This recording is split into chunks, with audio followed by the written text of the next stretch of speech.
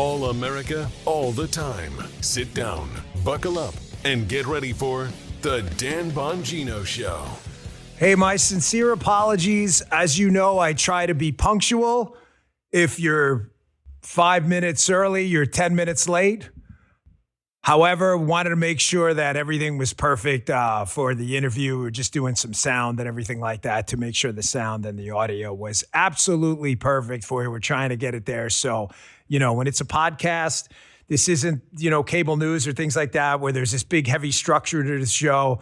This is kind of a conversation between you and I. So forgive me. I always try to start close to on time every single day, plus or minus, 30 seconds or so. So that one is on me. Got an interview with FBI Director Kash Patel today. We're going to talk about a lot of things: trans violence, Antifa, the national security threats, violent crime, the reforms that went on over there, public corruption cases. We got all of it. But I do want to talk about opening up the show today, the Antifa threat, because an article came out yesterday, and it's going to describe to you perfectly how the lib commie class covers up for outright criminality. Outright criminality. It's not just that they're covering up government misfeasance. They cover up malfeasance and criminality too. And you'll see in this article, I'm going to put right on the screen, right at the start of the show, how they don't care if you get hurt or anything else happens. All they care about is the damn narrative every single time. I'll ask the director about it later too. Let's get right to it. I don't know about you, but my car basically is my office half the time. I'm always in it. Between commuting for work, driving to meetings, and squeezing in weekend trips to see family, I'm putting some serious miles on the car. The more you rely on your car, the more you start thinking, okay, listen, what happens if something goes wrong with the car? That's exactly why I have Car Shield. I needed peace of mind. Honestly, I wish I'd signed up sooner. Car Shield gives you 24/7 roadside assistance, courtesy towing, and rental car options at no extra cost. They work with ASE-certified mechanics nationwide. Their plans are month to month, and the deductibles are low, which is huge when you're already stressed. They've been doing this for 20-plus years. They protect over 2 million vehicles and boast a 96% customer review rating. Make a decision your wallet will love with Car Shield. Do it today. Car Shield is offering our listeners 20% off with the code Bongino, Bongino, at carshield.com. Visit carshield.com for some peace of mind. Lock in your 2026 protection today and protect yourself from expensive car repairs. Again, go to carshield.com, use code Bongino for 20% off. Nice. Very well done, guys. Perfect timing. So, there's a reason, folks, that the lib commie media class, although I just said the same thing 3 times, wants you to believe that Antifa is an idea. Now, I know you're probably thinking, they just a distraction. Yeah, of course it's a distraction. It's all of the stuff you're probably thinking. But there's an actual reason for this. I bring this up because I saw an article pop up yesterday at MSNOW, which is what we'll be calling it from now, pun intended, on. MSNOW had this article by the absolutely hapless Brandy Zadrozny, who amazingly has a 100% success rate of failing, which is incredible. That's really hard to do. That's a perfect batting average of failure. And in this article, they're going back again to the idea that Antifa, given the spate of Antifa arrests, is an idea. But there's a reason they're doing it. They want these Antifa folks. Well, let me stop. First, the left has always had shock troops on the street. When you look at collectivists, socialists, commies throughout modern human history, they have always had a group of shock troops on the street honestly, to beat the shit out of you if you speak up. That the left loves that stuff. They've always had their shock troops on the street.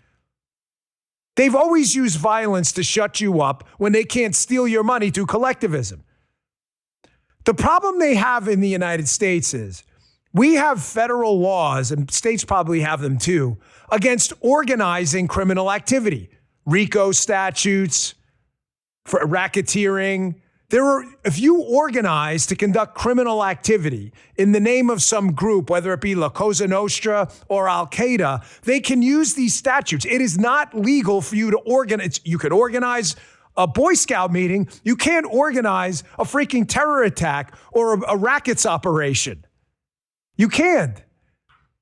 So the left needs Antifa on the street for their shock troop operation, and they love it as an intimidation factor if you speak out against them.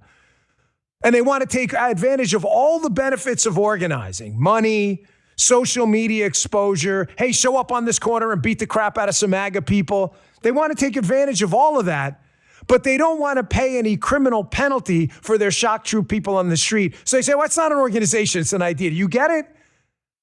I say this because forgive me if I'm wrong, send me the clip, I'll play it if you guys have it in the chat or elsewhere. If anyone else has said this in the media, I don't want to steal their idea. I haven't heard it yet. That's the reason. It's not just the distraction and all that other stuff. Yes, that's true. They want to organize while avoiding criminal penalties for organizing. So the left will come out there and constantly say things like Antifa is just an idea. Again, why did I bring this up? Here's MSNOW, Brandy Zadrozny. She knows exactly what she's doing here with this bullshit here. This just came out. Federal investigators hadn't previously focused on Antifa for good reason, according to this guy she cites, the DOJ's former counsel for domestic terrorism. Antifa has always been construed as more of a politics or an activity of radical opposition to the far right, as opposed to an actual organization. Brzezinski told MSNOW. It strains credulity, he notes. The headline of his piece is, Trump wants to prosecute anti-fascists as terrorists. This Texas trial will test his power. Folks, in Prairieland, Texas, there have been upwards of, and again, I'll address this with Director Patel later. I was there for this, with that attack. There have been upwards of 20 plus arrests for Antifa-related activity and violence there. The left is freaking out because if the prosecutions and convictions roll through as the process starts to just wrap up on this case, they're in a world of trouble because they're not going to be able to take advantage of their criminal organizations and the use of money flows and everything like that. The president is dead set on cracking down on criminal organizations and acting violence in the street to further some political ideology. Zadrozny knows exactly what she's doing here. The left will cover up any amount of abhorrent criminal activity as long as it advances their cause or scares the shit out of you into silence. I want you to remember this in case you missed it. We played it a couple weeks ago. This was the former FBI director who didn't take this stuff seriously. Putting out there into the political ecosystem, because this was a political bullshit statement to provide air cover for the shock troops. This wasn't a statement. This wasn't a statement from a professional law enforcement officer who knew what he was doing. This is Christopher Wray talking about Antifa, implying that, oh, it's just an idea. This is how we're looking at it. No one's looking at it that way now, not in this FBI. Check this out. We look at Antifa as more of an ideology or a movement than an organization. To be clear, we do have quite a number of properly predicated domestic terrorism investigations into violent anarchist extremists, any number of whom self-identify with the Antifa movement, and that's part of this broader group of domestic violent extremists that I'm talking about, but it's just one part of it. We also have the racially motivated violent extremists, the militia types, and others. We changed all of that. We went in there and dumped all of that bullshit stuff that he's talking about now. And we refocused them on these groups that are clearly, I mean, one of the guys just locked up recently, put up that Bill Melugin tweet, had a shirt on, I'm Antifa. No, you're kidding. No, I'm not kidding. You can see it yourself. I thought it was just an idea. And this was the Wray thing you just heard, Christopher Wray, make no mistake, went out there into the ecosystem because it provided air cover for politicians like Joe Biden and others who wanted this air cover because they don't want these people off the street. Here's Joe Biden in the debate arguing with President Trump during their back and forth, again, implying somehow that Antifa is just an idea because they want these people out there. Violence is their coin of the realm. Check this out. He's got to do something about Antifa and the left because this is not a right-wing problem. This is a left-wing. FBI director This is a left-wing problem. White supremacist. Antifa's an idea, not an organization. Oh, you got to be not kidding. militia. You see what happened? You see how that worked? Wray gave them the air cover to go out and allow them to organize out there without any of the penalties of organization and organizing criminal activity. Oh, it's not an organization. It's just an idea. Again, I haven't heard anybody explain that before. And over the past year, breaking all that down and looking at it like the organization it claims it is. is the only way to stop them from preying on innocent Americans and the spate of violence happening with them now. It's not just there, folks. You know, what spurred me to talk about this yesterday is this recent episode, again, of trans violence. Another thing when during the past year, I'll address with Director Patel again later. But they weren't looking at this at all. This is a very real and tragic phenomenon that's resulted in all too many homicides and violence, whether it's Nashville, Minnesota. Now, see, was it Rhode Island, this latest tragic news story. But the Democrats, the liberal media, their commie buddies, and their useful idiots will cover this stuff up. They will do anything to avoid you looking at the problem. They want you to treat a sore throat when you're dealing with a cancer. They don't want you to deal with the problem because the problem, at least in the case of the shock troops with Antifa, is useful for them because it's meant to intimidate you from going in the streets and exercising your right to assemble too. They always needed the shock troops. Their focus on the trans issue and their ignoring of trans violence is a totally different issue. It is a cover-up of criminal activity on their part, but it's for a different reason. Democrats need you and the liberal media need you in boxes. They will create a box. It doesn't matter what it is, union, non-union, women, man, black, white, Jew, Muslim, Catholic, whatever. They will put you in the boxes and they want you all apart. Now keep in mind, you may not put yourself in that box. You may be Catholic or Jewish or whatever it is, but you just see yourself as an American, a mom, a dad, whatever it is. You practice these things, this religion, but you don't identify as that exclusively. They want you in these boxes. That's why LGBTQIA 1+2, they keep adding all of these categories. The more categories for them, the better. Because then they can put you in a category, whatever that is, LGBTQIA 2+1 spirit, whatever it may be, they're going to tell you how much the MAGA crowd and Republicans hate you in that category. So they need to expand the categories. But when the categories they start to expand start to look like they're causing a problem, i.e. giving cross-sex hormones to kids in the developmental phase of their lives, they can't cover that because then the category blows up in their face. Watch this. This is CNN about the latest episode of trans violence. And there's a certain word that's left out in this. They start with an interview of one of these young men who was there and witnessed it. Check this out. Against the door and just tries to stay safe down in there. But no, it was very scary. Police say the shooter took his own life and apparently was targeting family members. The Patuxent police chief said one person in the stands tried to disarm the shooter and helped end the attack.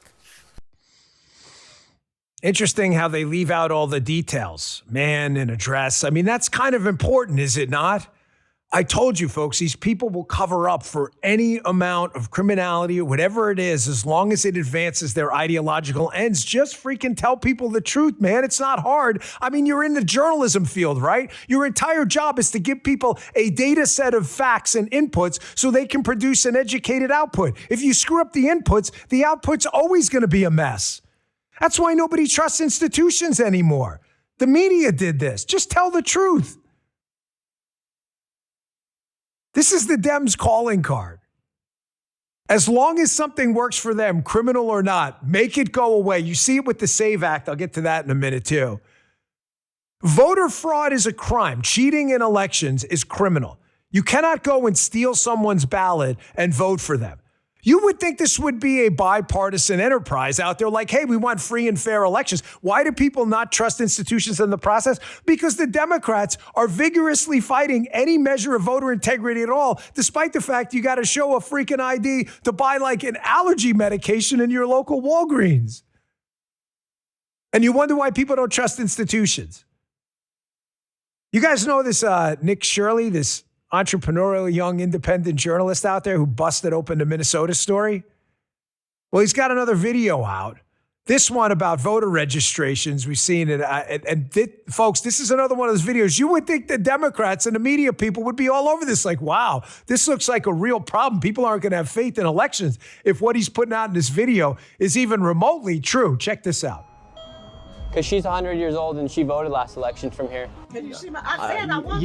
I just want to make sure you're not 126 years old. No, I'm not. And do you think it's possible like illegal migrants could be voting? Not really. Do you know where the ballots might have gone? Like for 108 people, that were registered here? When it comes to fraud, most people think about money. However, there's another potential massive fraud story taking place in America, one tied to the most consequential system in our country, which is our voting system. This has to do with everything about who runs the country and how elections are actually controlled. And if we don't have voter integrity, what even are we? And there's one state that is the breeding ground for potential voting fraud, and that is California, where it can take up to 1 month to count all of the votes, no voter ID, and millions of ballots are cast by mail. Folks, 1 month, it's not an election, okay? That's a recipe and a witch's brew for fraud. A month to count ballots? Are you shitting me? That is not a uniform standard across the country. That's a California thing. They isolate you from the truth. This is how they cover up criminality, whether it's an Antifa operation, voter fraud, massive fraud inside of government, which we saw in Minnesota and elsewhere. They cover it up through the gaslighting process. Lie about it, lie confidently, lie often, and isolate you from the truth. They isolate you from the truth, like you saw in the CNN clip, by isolating out and leaving out key facts of the story so your inputs are wrong, so the output's going to be all screwed up. Again, that's why nobody trusts institutions anymore. You saw this massive fraud in Minnesota, and now they're freaking out because AI is going to be transformative when it comes to government. Over the last year, I dealt with, we had a Doge guy who would come around and take a look, and it was one of the best things we ever did. There's been a culture change thanks to this president, the efforts of Elon and the Doge, the government efficiency. That did not stop, by the way. There was a culture change in government. I saw it, and it is freaking the left out. They are absolutely panicked about this because as these Doge guys went in and looked at this stuff from an outside perspective, they were like, why the hell are we doing this again? Like, nobody does it that way in the private sector. I think we cut out something like $300 million in expenses, which is not small. It's not a couch change you'd find in the couch. It's a good amount of money, and there's more to come. Here's RFK talking about exactly this, how HHS, ladies and gentlemen, can you imagine the fraud in Medicaid and Medicare going on right now, given the Democrats they don't want to do anything about it. The Democrats love the fraud because they need the welfare state. The welfare state keeps people latched to the government, you know what, and keeps Democrat voters happy and satiated. Here's RFK talking with Theo Von, talking about how they're going to implement AI within HHS. Folks, this is going to induce panic on the other side of the political aisle as Americans. And by the way, they're opening the books also to a lot of the HHS healthcare spending for people to start to take a look at this stuff. Wait till you see the amount of fraud that went into this. This is going to absolutely blow your mind. Minnesota is just the beginning. Hat tip Nick Shirley and others who were on top of that. Again, a case we worked on there for a long time. Check this out. Started out with Medicare, we're using AI, and we're using AI which can detect the fraud. It can tell us whether this guy who we're paying has been convicted of fraud before, and we shouldn't be paying him again. And it will be telling us every aspect of his business that we need to know to understand whether it's fraudulent. So we're going to save just this year tens of billions of dollars in eliminating fraud in Medicaid. And they used to pay it under the Biden administration. The system was called pay and chase. So if they sent in a fraudulent invoice, even if we knew it was, the HHS knew it was fraudulent, they would pay it, and then they would put the inspector general to go claw it back. And of course it wasn't there, but so they never recovered anything. Oh, I see. Now we're not going to pay them anymore. If they're fraudulent, they're not going to get a check. We're going to save tens of billions of dollars just this year, and we're going to save hundreds of billions over annually from now on. And that's because the AI is keeping track of that? The AI can spot the fraud. Got it. Can you imagine none of this was being done before President Trump and Bobby Kennedy at HHS, before the administration swore in? This wasn't being done. You would have fraudulent vendors billing over and over again, and outside of some criminal predicate, a lot of it was just paid and they would chase it later. Can you imagine running a private business this way? We have a company here, Bongino Inc. Say you got a vendor, whatever, a painter, paints in the studio here, paints the studio, right? You pay him $5,000 to paint the lobby of the studio. You give him the $5,000, he never shows up.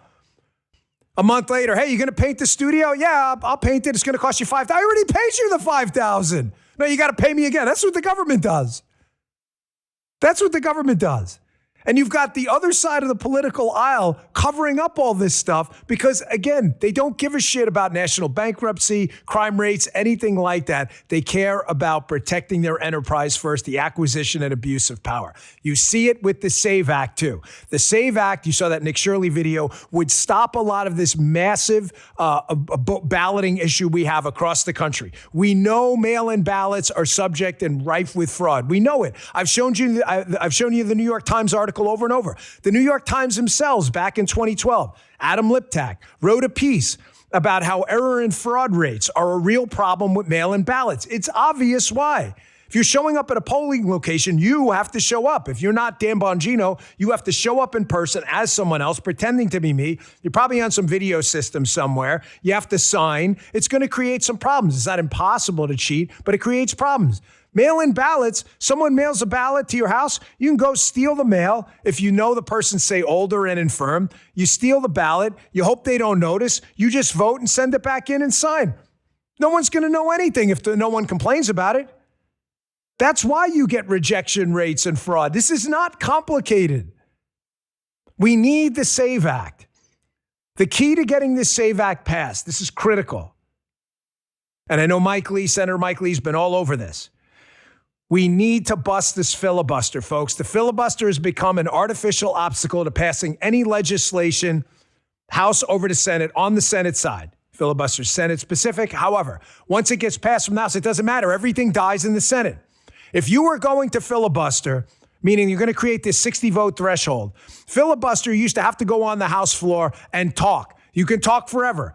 I forget how long, what was the longest one? It's like 60 days or something like that.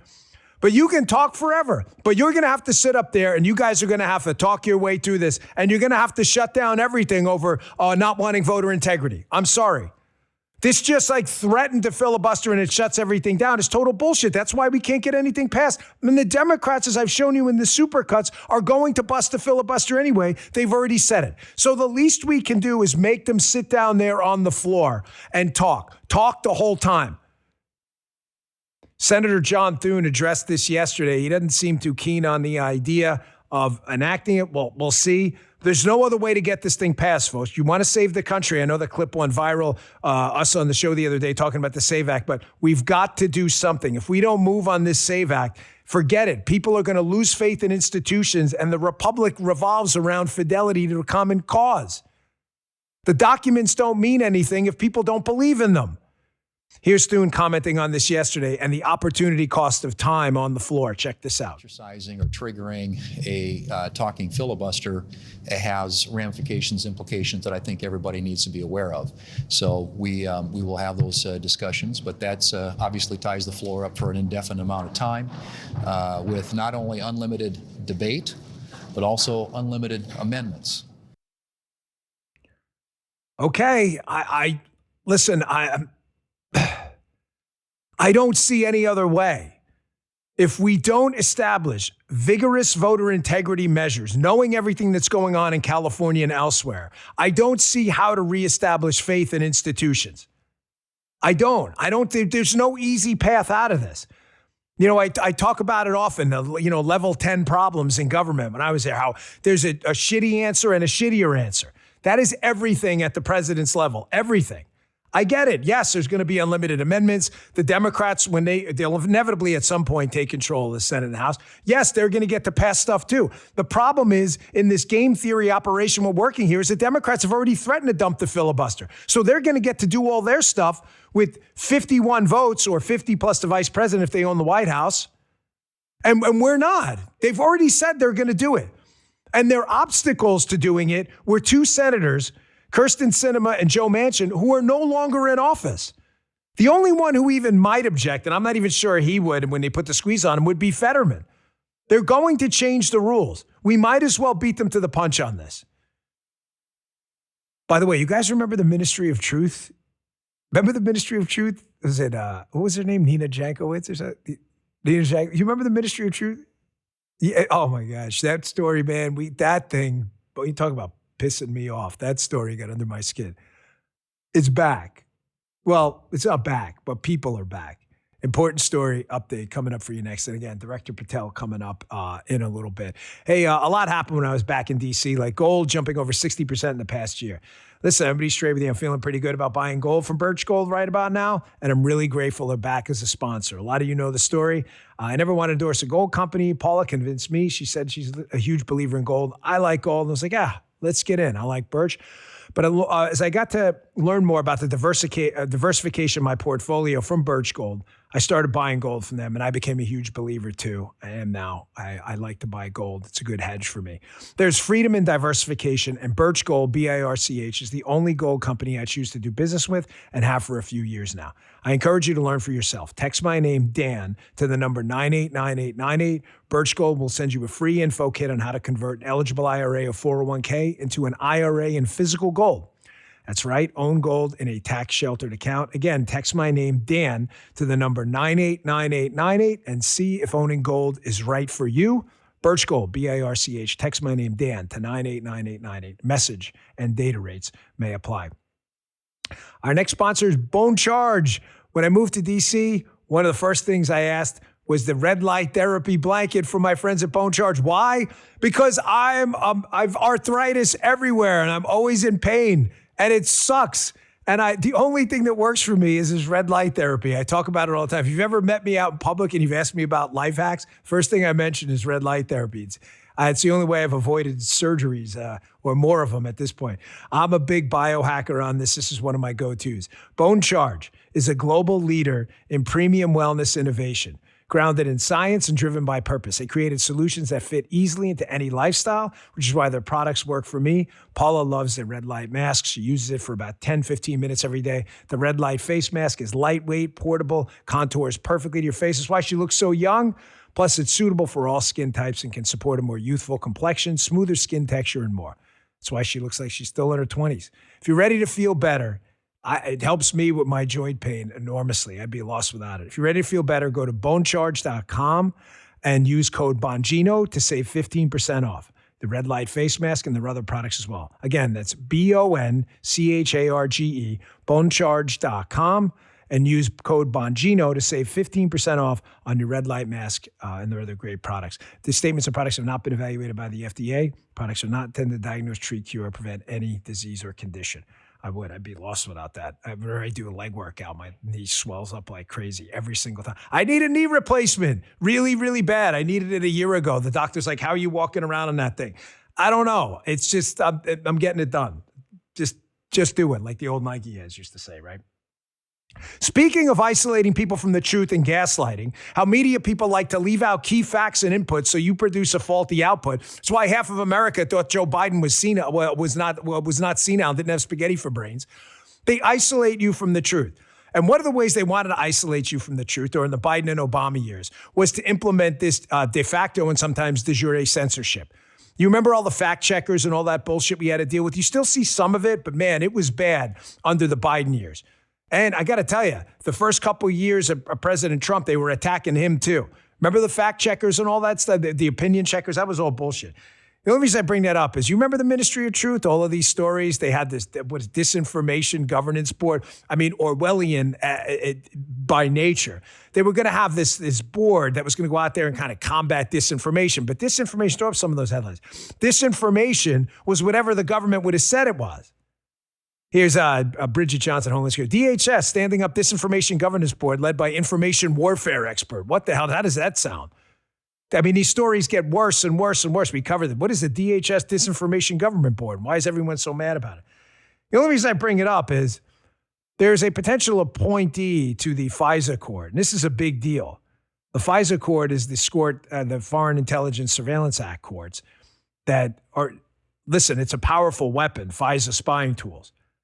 One of the people that they're suggesting be appointed as an advisor to the court is this lady. And you see she was just at a hearing up on Capitol Hill and had to face some tough questions over this. Folks, be very careful about this stuff. You don't want people censors over there working on the FISA court. That could result in real trouble for free speech and your right to speak out. Check this out. And so I find it kind of rich that you're here expressing concerns about First Amendment concerns about anything.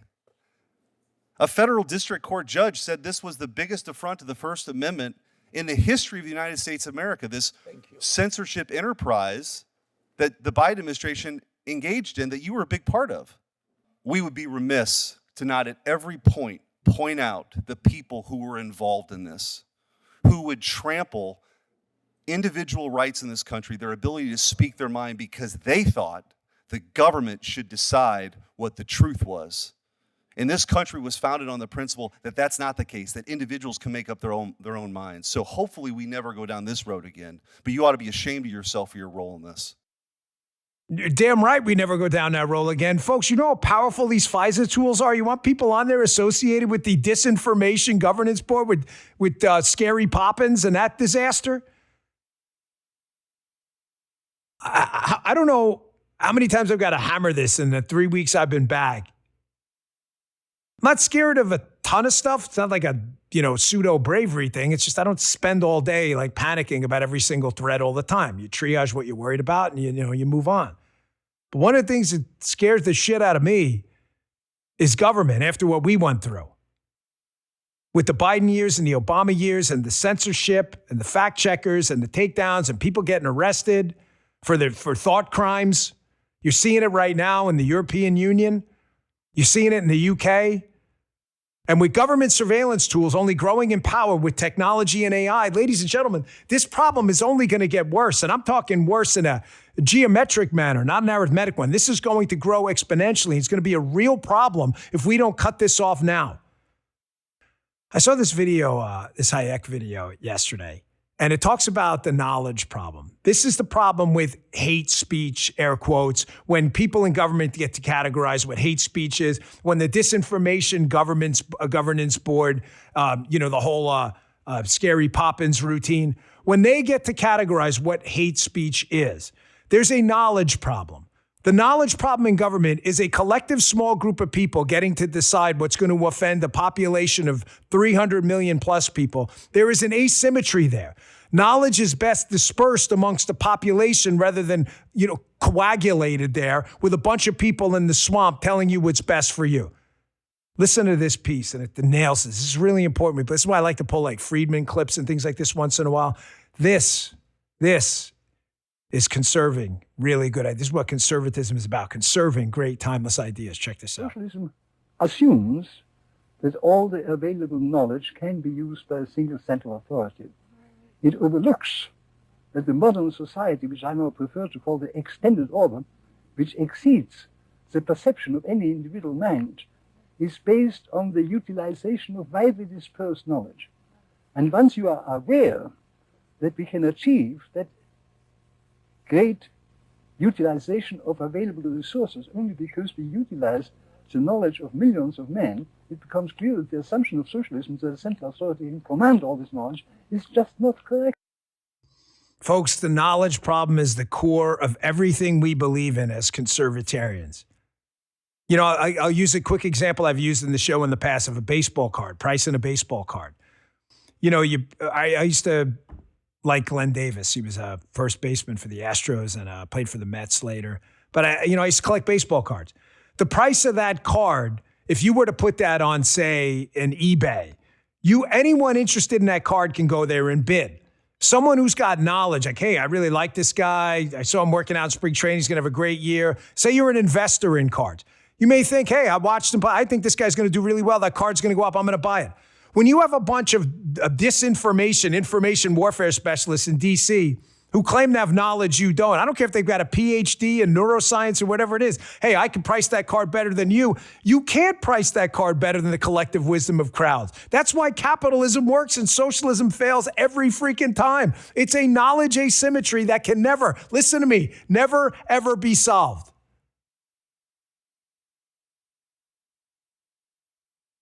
Yesterday was 5 years, speaking of truth, advocates for conservatism, timeless advocates. Yesterday, February 17, 2021, 5 years ago, we lost the legend, Rush Limbaugh. While we're on the topic of truth, I thought this was the perfect way to sum this up. Here is just a quick reminder of President Trump acknowledging the greatness of one Rush Limbaugh before he passed. Check this out. Almost every American family knows the pain when a loved one is diagnosed with a serious illness. Here tonight is a special man, beloved by millions of Americans, who just received a stage 4 advanced cancer diagnosis. This is not good news, but what is good news is that he is the greatest fighter and winner that you will ever meet. Rush Limbaugh, thank you for your decades of tireless devotion to our country.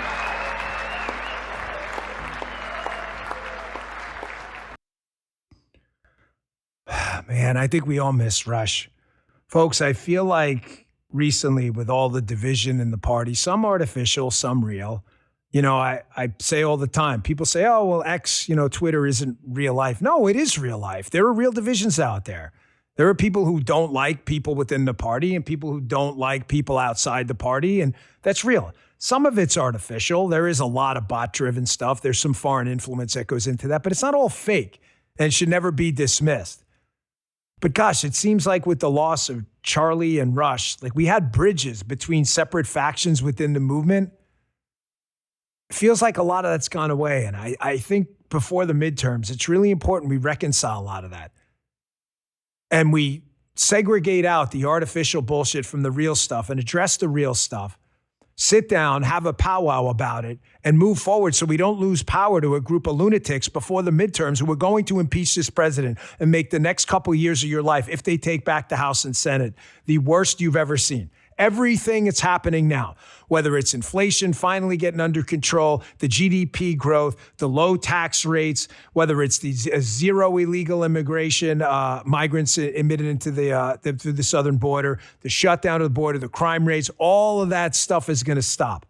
We have got to find a way. We don't have to sit there and give each other back rubs and all that stuff. We don't even have to like each other, but we've got to find a way as a collective team and a movement to get past some of these problems before the midterms, folks, and we're going to get smoked. And I really wish, you know, Rush was there to provide that kind of bridge and that antenna everybody could kind of get the signal from. I had his time slot on the radio for, 3.5, 4 years or so before I left to go serve in the FBI. And it was the greatest honor of my life. But I'll tell you, and I'll say again, I always just felt like, you know, I don't belong there. I felt like that spot, I don't know. You can't have radio silence for 3 hours, but if you were ever going to have it, like he deserved it. His last show, I didn't know it was his last show. And I was sitting there and I just worked out or something. I was sitting there in the shower listening on my phone.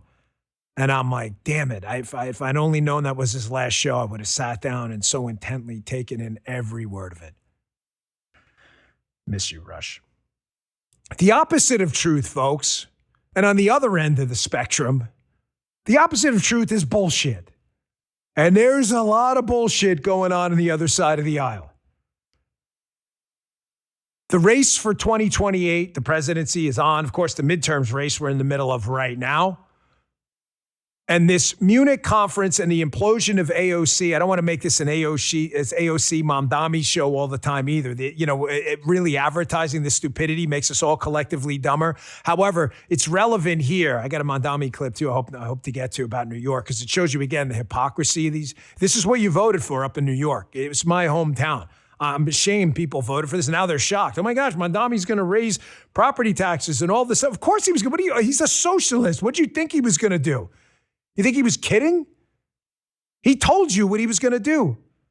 The problem is Democrats are getting nervous. Democrats are getting really nervous.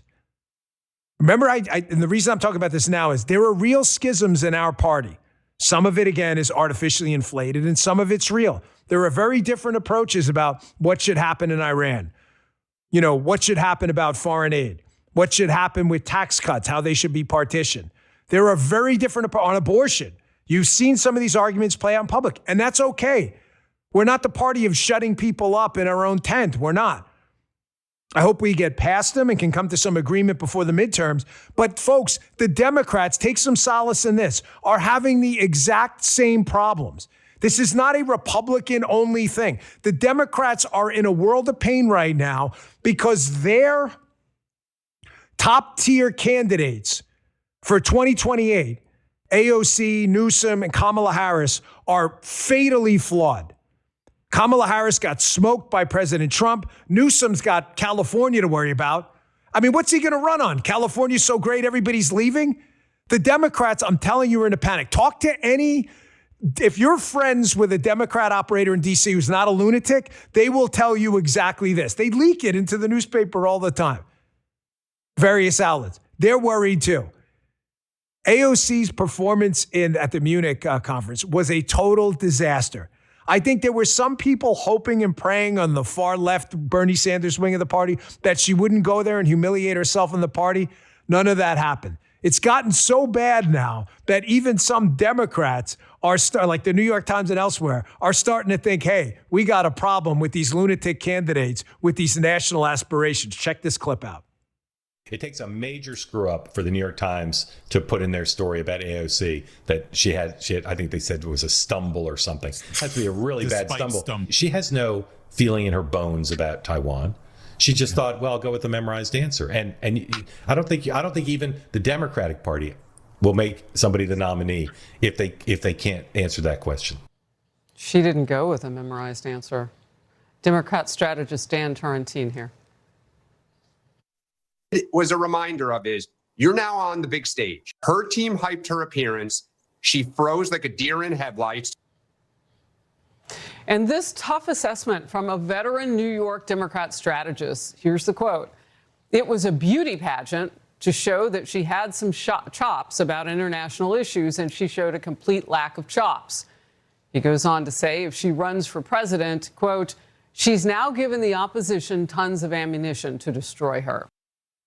Again, this isn't me speculating how Democrats are engaged in internal warfare, too. It's Democrats openly talking to media outlets about how they have their own problems. This is not to minimize our issues. Again, I understand there are very real schisms within the Republican Party.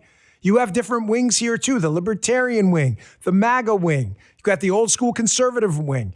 You've got the doves, you've got the hawks, you've got isolationists versus interventionists. These are very real debates. Just, again, take a little bit of a break and realize the Democrats are going through this exact same thing. Do you guys really want to be the party of intellectual lightweights like AOC, these neo-socialists out there, and Mamdani, or do you want to be the party of the Southern Democrat Bill Clinton model that won 2 terms? They're having the exact same fights.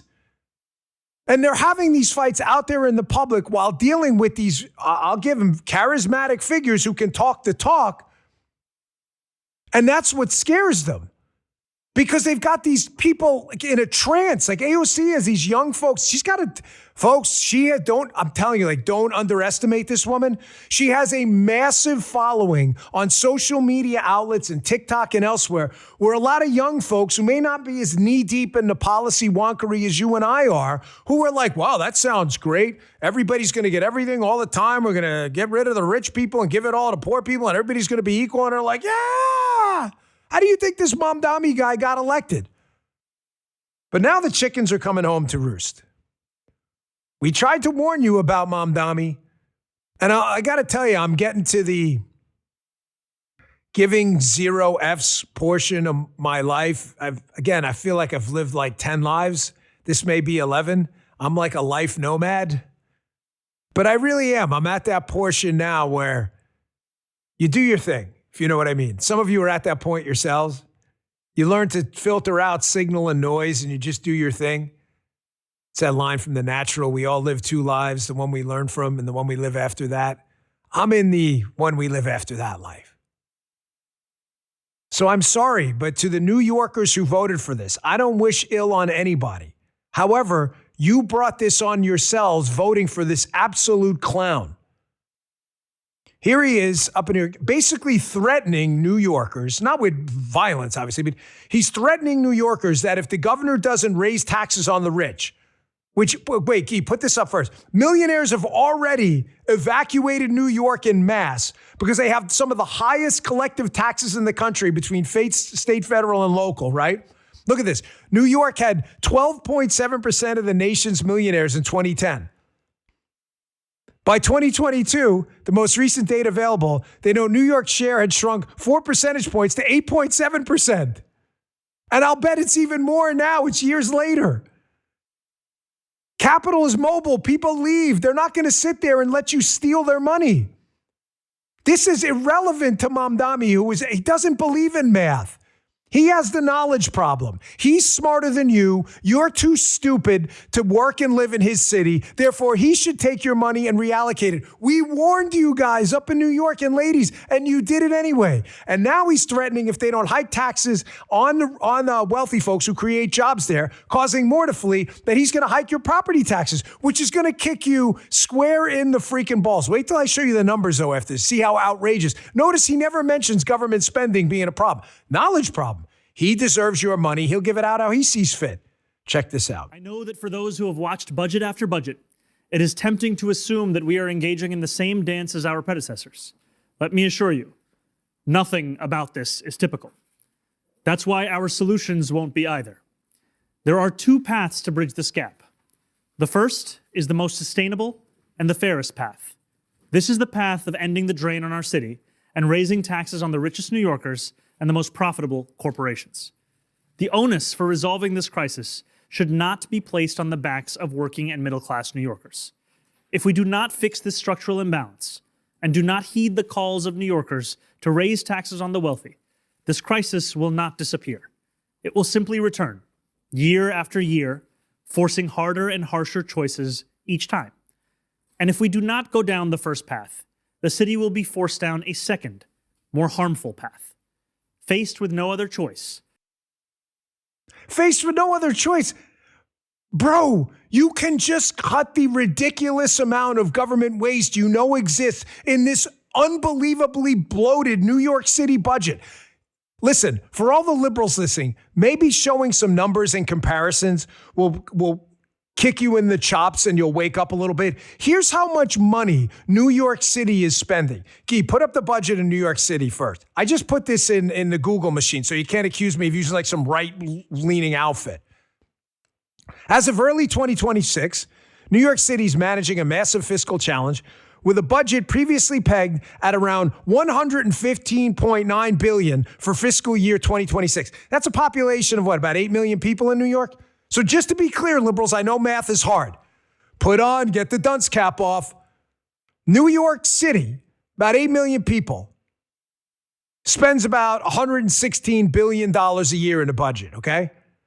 Now, people are moving out of New York City, millionaires and other folks, and they're moving to places like Florida. I wish that weren't the case many times. If you're conservative, welcome. If you're liberal, please don't move down here in New York, Florida. We don't want you there. Nobody wants you down here. No one. Please, it's a free country. I can't force you to stay out, but I'm begging you, please, nobody wants you. Why do I bring up Florida? Keep those budget numbers in mind. This is the entire state of Florida with over 20 million people. Florida's Governor Ron DeSantis has proposed a $115.6 billion budget for the entire state. What about 2.6 times the amount of people as New York City? And Mamdani's like, we have no other choice but to kick you in the balls and raise your property taxes yet again. You asked for this. You know, you could just pay up voluntarily. Why are you waiting even for Mamdani to raise your taxes? Just pay up voluntarily. You love this stuff, this socialism bullshit. I have FBI Director Kash Patel coming up in just a little bit, so stand by for that. We'll talk about the national security picture and other FBI reforms. We'll talk about a lot of stuff. It's going to be an interesting interview. I'm happy to have him on. But showing you again how this waste is everywhere. You're telling me Mamdani, New York, the mayor of Chicago, Pritzker, the governor. You're telling me these people can't find any bloat? I just played for you that RFK clip with Theo Von. RFK's not even a conservative. Running HHS saying, hey, listen, we have this pay and chase system. There's probably billions of dollars in waste here, paying fraudulent accounts and then chasing them down later. Can you imagine what's going on in a place like New York City that's spending as much as the entire state of Florida and then saying, hey, we want more? Here's Senator John Kennedy with Russ Vought, who's doing an amazing job at OMB, trying to get rid of just volumes and volumes of government waste hidden everywhere inside the government, little pockets. Believe me, I had this experience. You got to go find this stuff and rip it out. No one comes up and goes, hey, my program is wasteful because they're getting paid. You got to go find it. Here's Senator John Kennedy on money that was spent on LGBTQIA 2+1 advocacy programs in New York City? No, Uganda. I'm not kidding. Check this out. You're getting rid of $5.5 million to lesbian, gay, bisexual, transgender, queer, and intersex advocacy in Uganda, aren't you? Yes, sir. I can't believe we're arguing about this. I can't believe we're arguing about this. PEPFAR, we're not denying life-saving care to anybody, are we? No, and $10 billion would remain for that funding.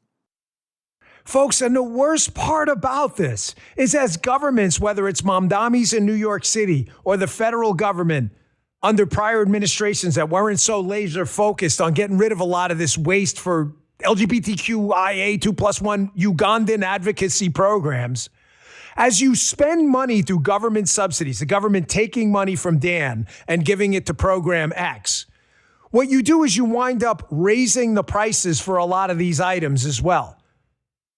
So in other words, when the government subsidizes things like electric cars and gives, I don't know, say $3,000 per person in some kind of a tax credit, dollar for dollar, it shouldn't be surprising that the companies selling said cars raise their prices by $3,000 because it's air quotes free money. And then when the government starts to pull those subsidies back, magically, a lot of these prices come down. It's like, this is never, I can't believe it. It's called arithmetic. I bring that up because Peter Schiff, he likes gold too, had a really great tweet about this on X. He was talking about how these SNAP programs, these food stamp-based programs, Peter Schiff had a great tweet about this. How when the government pays for things, it artificially inflates the price. It's the third-party payer problem. He was talking about SNAP benefits. Throw that tweet up. How a lot of these junk foods that now PepsiCo spent $2.8 million last year, it's lobbying to keep junk food eligible for food stamps. He talks about how they're now cutting prices because that some of the government subsidies have dried up. But go to the end of this, where he talks about, folks, remember this. Tattoo this on your brain. As I say often, it's important you understand this. Consider this same pattern. Government money goes in, prices go up. It plays out everywhere. College tuition, healthcare, defense, and every other industry with a guaranteed government buyer. Federal spending is nearly a quarter of the entire economy, all of it inflating prices, all of it eroding your purchasing power. Amen. Amazing that when the Democrats, the only time they ever complain, they always complain, we're spending too much money on this, we're spending too much money on that, we're spending too much money on healthcare. The only time they complain is when the money is when there's a big footprint for the federal government and it goes to private sector stuff. When it's education, do you ever notice this? Here, I've given this example before, but it's really important. Shows you how full of shit they are.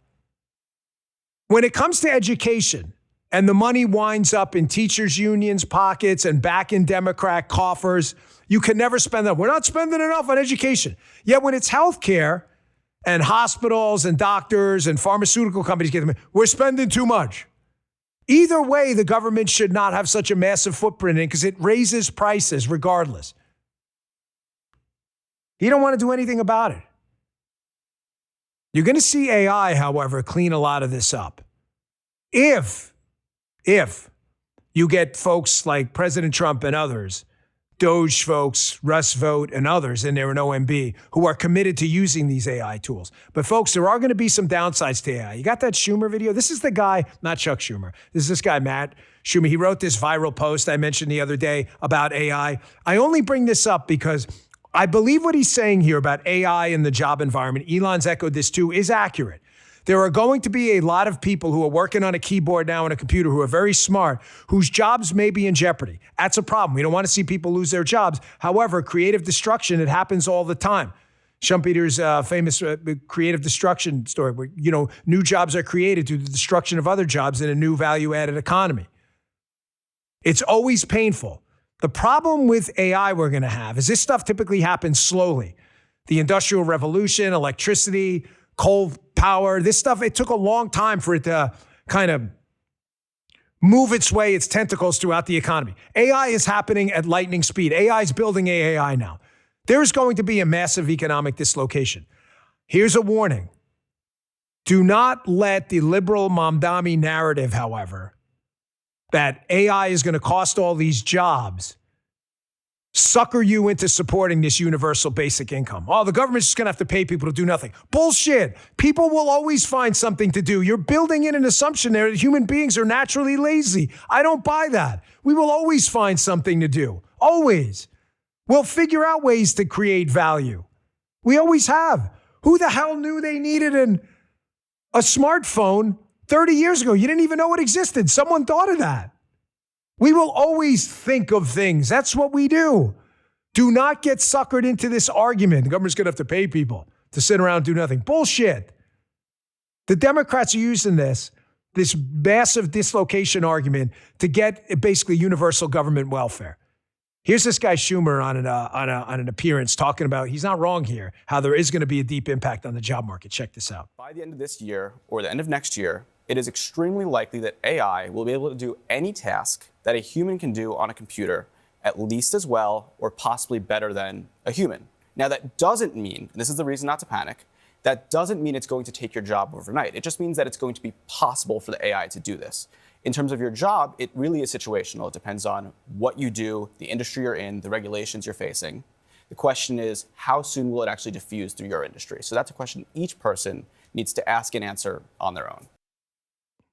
He's not wrong. There is going to be some economic dislocation, and some of it may happen very fast because this thing is building itself in this iterative process. But don't get suckered into this universal basic income thing. You pay human beings to do nothing, they will do nothing. You don't pay human beings to do nothing, they will do something. This evidence of this is throughout human history. No exceptions. I got Director Kash Patel coming up in just a few minutes. However, I do want to get to this last video because this deeply impacted me. Folks, you're obviously aware of a very, very serious problem with illegal immigration that's been happening over the course of decades. That's like, hello, Captain Obvious. The problem reached a crescendo under spaghetti brains Biden, who basically just opened the border. You all saw the videos, liberals, don't try to bullshit people. Fox had that drone camera down there. There was just lines and lines of millions of people over the course of months coming into the country, many of them completely, totally unvetted. All we got was bullshit from the Biden team that we're big people at the border. We're trying our best. You weren't trying anything. All we needed was a change of president. President Trump gets into office, and like on day one, it slows to a trickle. But I'm just a regular guy. I'm not like, I don't have some like Avengers superpowers. Microphones are nice and great. And I appreciate you all like the show. To the 89,000 people watching right now, I always appreciate my audience. Thank you. But these problems impact me too. This was a story from the county I live in, Martin County, Florida. We have a really excellent sheriff down here, John Budensyke. This just happened not far from where we are right now, where an illegal is this. Just listen to his take on what happened with this guy and a woman at the beach. It's pretty horrifying. This stuff impacts everyone, this guy included. Check this out. When he was finally told that she was still alive, and asked if he had any remorse in the whole scenario. His response was, no, I don't feel nothing. That was his response. No, I don't feel nothing.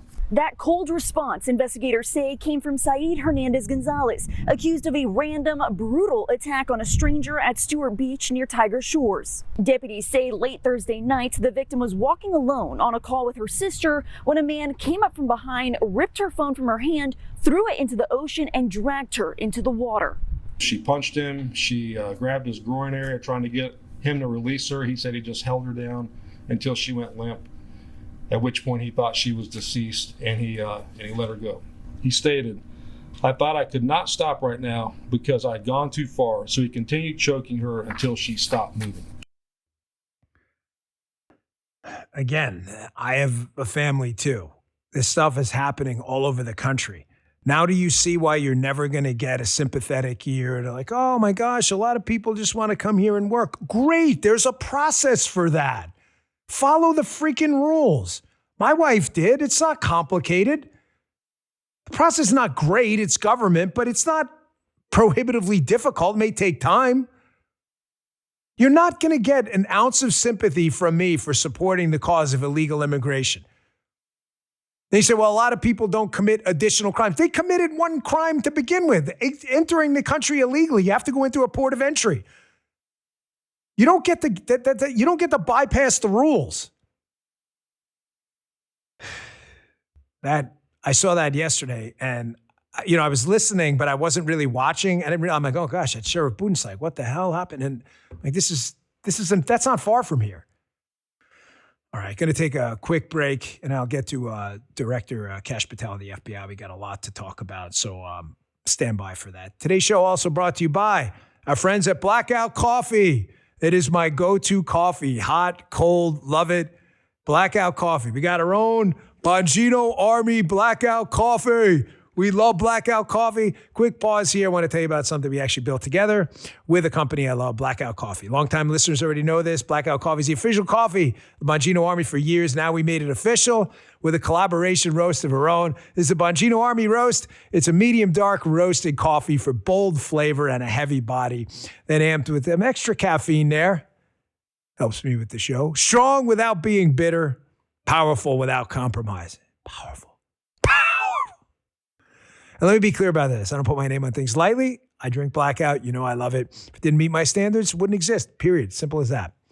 Blackout Coffee is American-owned, roasted right here in the USA. Absolutely delicious, without the corporate wokeness, just quality and values that actually align with this audience. And they're proud of it over at Blackout Coffee.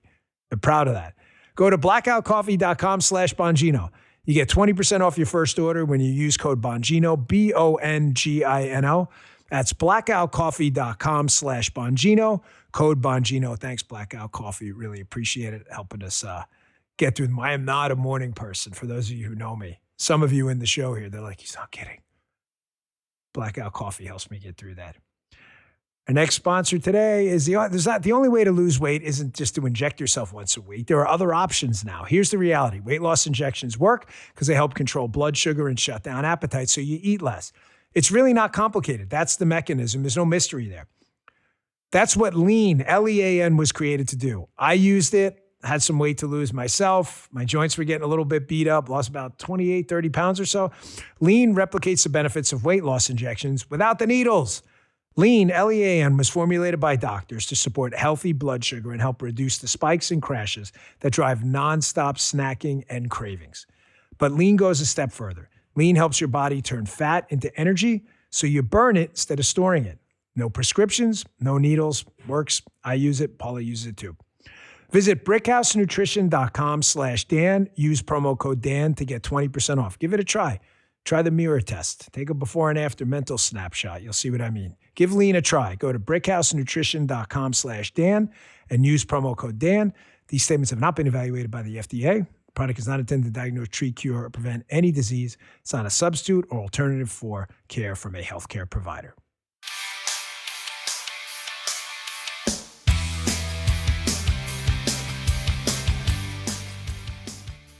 Really happy to welcome to the show today my good friend and current FBI director. He's got a lot going on, so I appreciate his time. Director Kash Patel. Kash, welcome to the show. Good to have you. Dan, we miss you. And congratulations on the relaunch of your epic show. America needs it. Oh, thank you. I appreciate it, buddy. It was great to work there. I was really proud of the work we put together in the past year, and spoke to the president about it. He was our first guest. I'm happy to have you on. Let's get right to it. There was another episode up north of trans violence. When you and I were over there at the FBI, they had not specifically produced a good, deep analytical product on what is in this outbreak of trans violence we've seen, whether it's in Minnesota or Nashville. But as you know, over there's a limited number of FBI assets. There's about 38,000 employees. You got to triage your threats. This is a real threat. We've seen it over and over again. And it's important that we produce a product to see what's going on here and analyze the core of this problem. Well, look, you hit one of the things that we reformed immediately in our first year, Dan, which is intelligence. Intelligence drives operations. And if you refuse to believe the actual intelligence because of the media narrative that used to politicize the FBI, then you're going to get it wrong every time.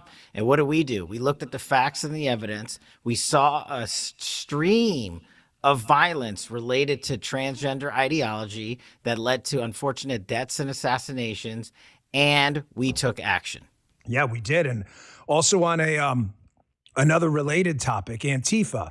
I covered earlier in my show today and in yesterday's show how the prior FBI director and the prior president, Biden and even Obama, had played down the Antifa threat. It's an idea. You and I know that's bullshit. It's not an idea when actual action follows the idea. There was an action product that resulted from said ideas. Also, with the Prairie Land investigation and others, there's been actual action to take down and dismantle this entire ring of people. You're right. We set out to actually activate intelligence-based operations. This includes Antifa. And Dan, you know this. How many people were arrested related to Prairie Land? We're over 24 federal arrests. We're in the middle of federal trial in 5 of those defendants this week again in Texas. 19 people have been convicted for acts of violence related to Antifa. It's in the indictment. You don't got to believe me or you. Everybody can go read the public indictment. And it didn't just happen there. It happened in Cop City in Georgia, where we had to go rearrest everybody because the state authorities couldn't get their act together to produce the enough information to take that to trial. So we did. And it's not a creation or manufacturing of information. It exists. It's just a willingness that you and I and this building's new leadership took to say, we're going to look at the facts that exist. We're not going to try to make up facts that don't so we can serve a political narrative. And wait till you, and I know you know this, but wait till you see what's coming in the next month or two on the funding streams related to this. You and I had launched a serious investigation. We had said these organizations don't operate alone, don't operate in silence. They operate with a heavy, heavy stream of funding. And we started looking into it, and guess what, Dan? We found them. Director, your thoughts on this? I covered earlier in the show that there's a reason a lot of these politicized, weaponized bureaucrats try to avoid talking about Antifa as an organized group of threat actors.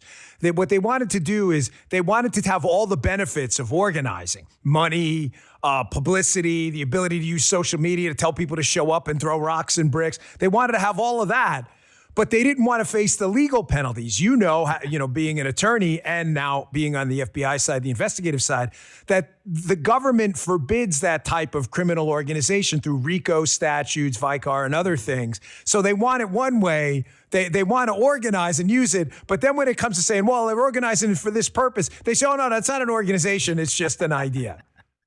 No, listen, they are retreating and backtracking through a wall that they used to be able to break through under prior administrations because no one held them accountable. And now, after the first year that we reestablish how this place, how this building, how this lead premier law enforcement agency actually operates and goes after not just threat actors overseas and those who are willing to do harm to American lives, but those who cause violence here in America and use the guise of politics to delete that violence. We're not going to tolerate that. And these groups like Antifa and anyone else involved in these riots across the country and involved in paying for them in any way, shape, or form, this FBI FBI, thanks to what we stood up over the last year, has made significant headway under the NSPM 7 process in looking at those who funded these streams and are starting to arrest people who used their funds to incite violence in the guise of political peaceful protest. You know, Director, one of the things you did early on is to establish, you know, what they call in business school, like BHAGs, big, hairy, audacious goals, right? You put these 4 principles up on the home screen for everybody's computer every day. They had this, like, you know, National Dog Day stuff going up, which was nice and cute, but that's, you know, it's the FBI. Let's go get bad guys. One of them's crush violent crime. The other, on the national security front, protect the homeland. So on the crush violent crime front, when we got in there was a heavy focus on a lot of things. The FBI has a lot of responsibilities. But you had said early on, listen, if the Americans don't feel safe in their neighborhoods, I don't give a damn where you live, Chicago, Tuscaloosa, doesn't matter to us, then we're failing at our job. Like, that is national security, the ability to walk out of your house and go to a bus stop without your kid getting mugged or stabbed or having some drug slinger. And we reprioritized. That led to, under your leadership over there, with President Trump at the top and the AG's support, a historic drop in violent crime, not just the lowest levels we've seen in modern American history, but historic percentage drops too. It's really simple. You go and get bad guys off the street. I mean, you and I both agreed on this. You know, listen, I think you and I did a pretty good job. You know, it really isn't hard when you focus them on the bad guys. Well, it's not hard, Dan, as you know, as an 1811 and a former police officer, it's not hard to do the job you signed up for if you're allowed to do the job you signed up for. And President Trump and this administration backs law enforcement and gave us the resources at this FBI and gave us the autonomy in you and I in running this building to remove the red tape, to remove the unnecessary approvals, and to get 1,000 extra agents. That's what we did, Dan. We put 1,000 agents into the field from Washington, D.C. We permanently removed them from the national capital region and sent them across to every single field office. And what did that do? It allowed people to hit the streets and investigate crimes, and it led to this. And I know you've seen this, but this is 1 year in the making of true historic reductions in crime. And you're talking about a 20% reduction in murder rate. You're talking about a 32% increase in fentanyl seizures, enough to kill 150 million Americans. Dan, you're talking about 4 top 10 arrests in 1 year, but as soon as you left, I had to add 2 more. So now we're up to 6. You know, I couldn't let it stand at 4. So in 1 calendar year, we arrested 6 of the FBI's most wanted fugitives in the world. You know what I'm talking about. I was busting my ass on that one, but you know, I was like, you know. So, but hey, good job. Once I saw it on the news, I was proud of you and the guys. No, you laid it, and you gotta let you know those 6 go to you. You laid the groundwork for it. You work quietly behind the scenes. I'm just telling you. And look, I think the audience should know. I can't even memorize these. I look at these every day, and it's just hard to believe. 490% increase in those who prey upon our children. 490% increase in arrests by the FBI. The FBI under the last year, twice as many increase for violent crime from 24 to 25. Twice as many arrests. That's unbelievable, Dan. These numbers are truly historic. And that was the foundational tectonic shift you and I put into place in the FBI to let the cops go out there and be cops. And this is what happens. And one of the things I know I've heard you emphasize a lot in interviews, and I try to hammer home too, is it's not possible without the leadership of a president who allows you to work. Now, you've worked for, in the D.C. atmosphere for a lot longer than I had. I was a Secret Service agent, but I was not a political actor in any way. You kind of just observe it like a fly on the wall. But when you have someone breathing down your neck every 5 minutes, micromanaging every decision you make, rather than allowing you to go work, the president, he's a spreadsheets guy. I want the homicide rate and the crime rate down. He's not going to sit there every 5 minutes and micromanage every decision. If you're acting appropriately within the bounds of the Constitution, following the rules and engaging in the process and getting it done, he just wants it done. But him allowing us to work, especially after early on the successes of Viper, Operation Viper, the violent crime operation in Tennessee, he saw the results and said, guys, we got to expand this nationwide. There's no reason we can't replicate this in cities across the country. I think you just hit upon the brilliance of true leadership in what President Trump said to you and I. He said, go reduce violent crime, go defend the homeland, stop children from overdosing, and let's protect our children online. Those are some of the priorities issued to us. But he didn't say, this is how you do it, go do it, and I want it done this way. He gave us the priorities. You and I said, Roger that, boss. That's what the administration and the American public voted for. And then what do we do, Dan? You engineered operations like Summer Heat and Viper, and we went to places like Memphis and D.C. and elsewhere, and we saw a 60% reduction in the homicide rate in Memphis in the first 3 months that the FBI was on the ground there. We've been replicating that in city by city across the country. We've been focusing on Indian country, which has not gotten the attention it should have. We've been focusing on every piece of crime that has been ignored historically. And what else did we do? We put new leadership into the field that subscribed to this leadership and this administration's agenda, because that's what happens, and that's what the American people voted for. And for the FBI, it just means letting good cops be cops, and we let them go out there and arrest the bad guys. And when you arrest, Dan, I don't remember the number, but I think it's 68,000 arrests for the FBI last year alone. I think that's twice as many as the year before.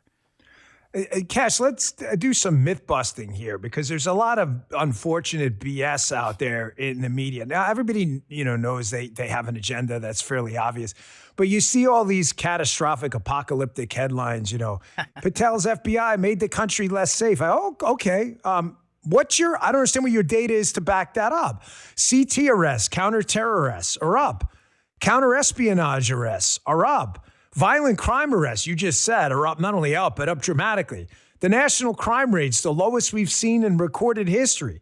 The homicide rate's the lowest, I think, since 1900. Who even knows if they had accurate data back? Maybe the lowest ever. I mean, it's just, these are really insane numbers, especially when you consider the multitude of ways now and threats evolving that people can hurt and maim and harm each other, that these crime rates have plunged. So listen, you're entitled to your opinion, and I will vigorously always protect the right to freedom of the press. But you should at least bedrock it in some facts. What are they? I don't understand what they're basing that on outside of their own animosity towards the Trump administration. That's it. It's animosity towards this administration and anyone who actually effectuates to get it done. I mean, just think about, we just got to hit pause for a second, Dan. Why is it that we had such an explosion in crime to deal with in the first place?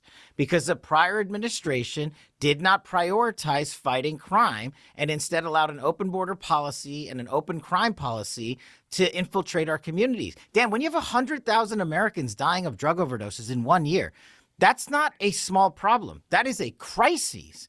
And if it happened under any other administration, they would be blaming said administration. But instead, President Trump gets elected. This FBI comes in, addresses the 4 years of failure and weaponization of law enforcement, reprioritizes to go after the espionage actors, to go after the terrorists, to go after the narco traffickers, to go after the murderers, to go after the child rapists and the human traffickers. And we are up double digits, if not triple digits, on every single one of those categories. So the questions have to be asked, how did this happen? Well, it happened in the prior administration. The answer, this administration under Trump and this FBI and this Department of Justice delivered historic results. And the only way you can argue with that is if you have political animosity, because there is no lying in these stats. There is no lies in these statistics. We literally showed people coming off airplanes, doing operations, doing things, and this FBI participating in everything from Maduro to Ryan Wedding to Abbey Gate capture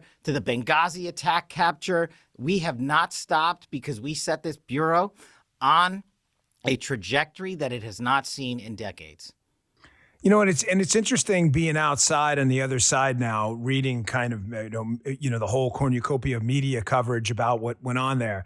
And then you see, one side saying, well, we haven't seen a focus on public corruption. Then you see the other side saying there's been too much of a focus on public corruption. I'm serious. You've seen it. You're like, well, one of those is obviously not true.